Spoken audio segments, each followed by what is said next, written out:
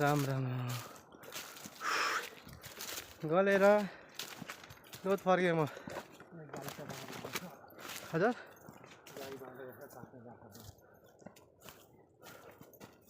राम राम ल यस्तो ठाउँ यस्तो भिडमा पनि घर हेर्दा यहाँनिर यस्तोमा घर बनाएर बसेको छ।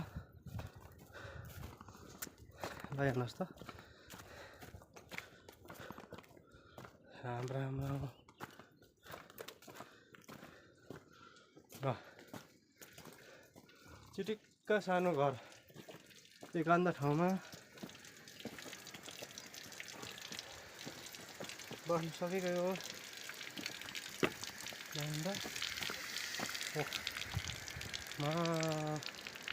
यति राम्रो घर एकान्त ठाउँमा।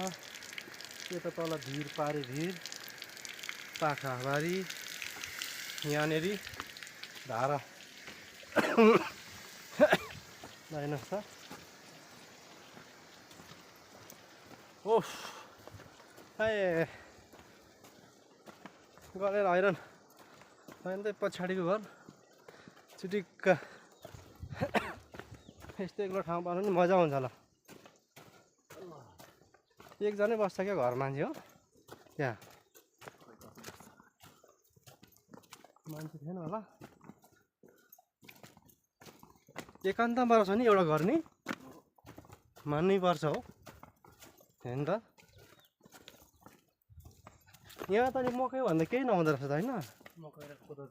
मकै र कोदो अनि चामल लिँदा अनि कहाँ पुग्नु परेको? सिङ डाँडा गाउँ मेरी बाउ मान्नै पर्छ हो। हेर्दा अचम्म ठाउँ है। एक्लो घर यो भित्रीमा एक्लो घर एक्लो गाउँ।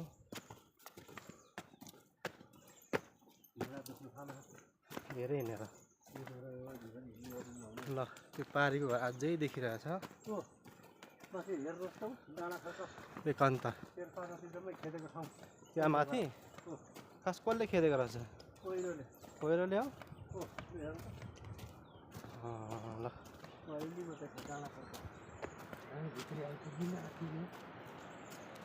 यस्तो गाउँ आम्मा यो ठाउँ पारी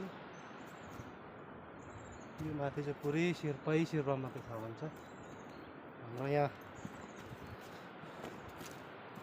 डेन्जर नि हौ बाटो त्यस्तै